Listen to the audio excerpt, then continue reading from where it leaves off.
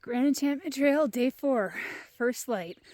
So this is where I'm still technically on the Arizona Trail. It's just this is the point where the Grand Enchantment Trail takes the old route of the AZT, where the new one, I heard something behind me. The new one kind of cuts around the wilderness area so that people can bike down it. So today is going to be challenging. I can tell it already. This route is overgrown in the first 2 miles, and I have already, there's cairns here. Some of them are kind of collapsed, but I've already veered off trail at a cairn twice because I didn't know where to turn at that cairn. And then later on in this section, there are some narrows that are not trail, but in between that, it should be good. Then it will lead me to a wash and a road that will take me back to the AZT. The current AZT problem is it's going to be hot. The Gila River tends to be hot anyway, and it's going to be 4 degrees warmer than it was yesterday. I think today is technically the start of the heat wave. So that's going to be a challenge. First challenge is finding my way up this, and it's already, not only is it overgrown, I'm in a very steep section. It doesn't really make sense to construct a trail like this anyway. So I'm going to be out of breath in these first 2 miles and trying to make my way through. Yay! Oh, what a way to start a day. So right here is one of the cairns, and this is the trail, and it leads straight up, and it is overgrown. You can still kind of make it out, but again, game trails and drainages look very similar to overgrown trail. Okay. Breathing hard, reached my first of 3 saddles, but I just wanted to take a minute to look back at this during golden hour. Pretty amazing. That was a little bit of a steep climb. Not horrible, but still kind of steep. You can see the trail in sections, others not so much. Got a cairn here and heading over the top. Alright, I reached the second saddle, and look at this. First saddle had it too. Former signpost used to be in there. Now it's just laying on the ground. So this looks like more of a trail. Right here. So I'm going to take it. So this is overlooking, I'm guessing the rest of White Canyon Wilderness. And then the Gila River should be somewhere down there. I've got one more saddle on this little difficult part. Probably not going to show it because it's a lower saddle, but pretty cool. After a lot of trying to figure out where the trail is and a little bit of bushwhacking, the trail is now following an old roadbed, so it's overgrown, but definitely easier to follow and more scenic. Look at these views. Caught up with a dirt road now, going towards Walnut Canyon, but I'm almost sad the AZT doesn't go through this anymore. When we go around it, you don't even know that this exists. Might as well do a 360. It's pretty amazing being down here in the canyons, and Walnut Canyon is going to have a narrow section.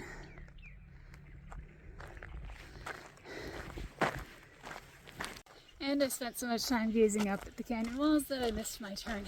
I was supposed to be on a dirt road, but not this one. So just upstream here is a 4-wheel drive road, and I finally hit Walnut Canyon. And oh my god, such a relief.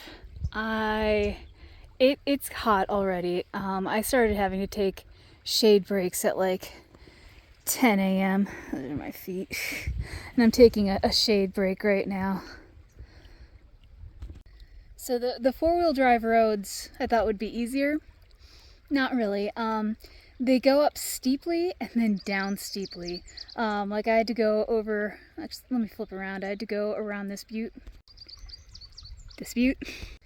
And I usually carry extra water. I'm usually really good at overcarrying, and I almost ran out of water. It got so hot. My sun umbrella broke, so I can't even use my sun umbrella.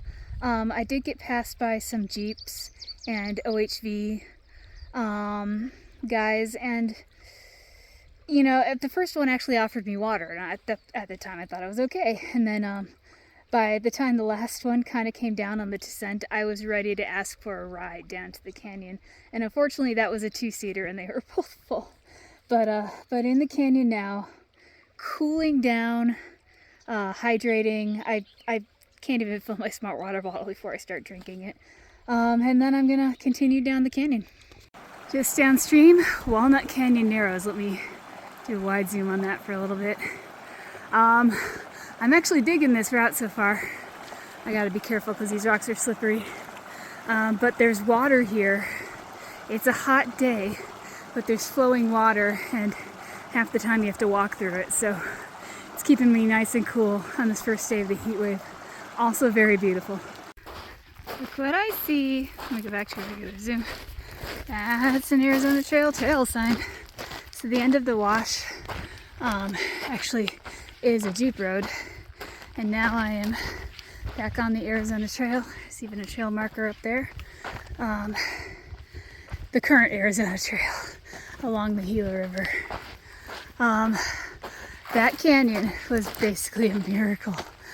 There was water flowing through it for maybe the first mile, and wading through it kept me nice and cool, and it was really beautiful. Okay, so let's go this way. And right at that mile to go, I filled up what I'm hoping was way too much water. After almost running out, I made sure I really packed a lot, but I was also able to dump water over my body, and it felt amazing. It dried in minutes, but oh my God, that minute or two was ecstasy. It was so amazing. But now I'm back out in the heat, following the AZT along the Gila River.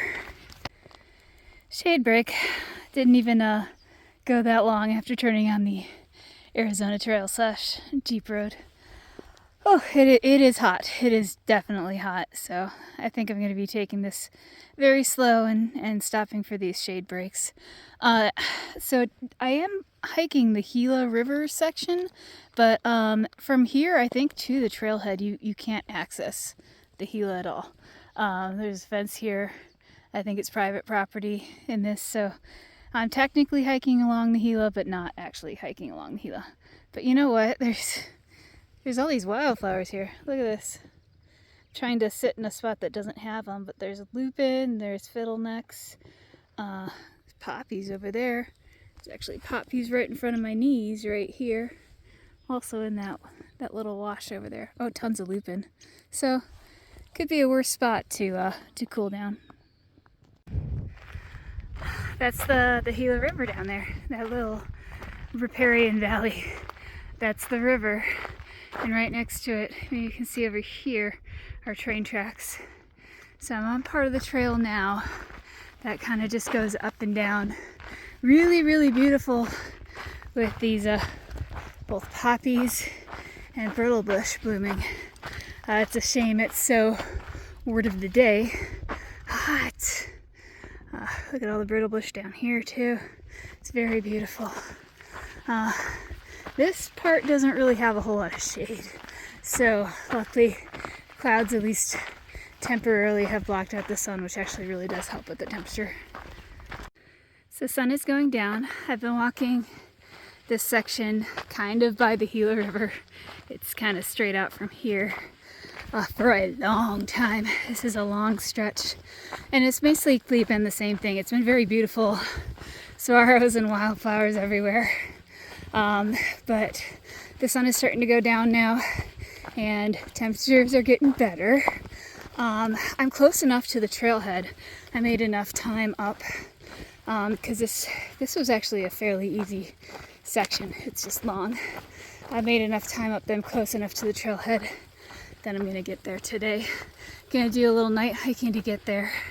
I think that's gonna be the norm, at least through this heat wave, because hiking is so much nicer as far as temperature is concerned. Yeah, so that's it for today. Next up, I've got resupply, and then when I hop back on trail, It's going to be a big climb up the other side of the Gila, also in the heat wave.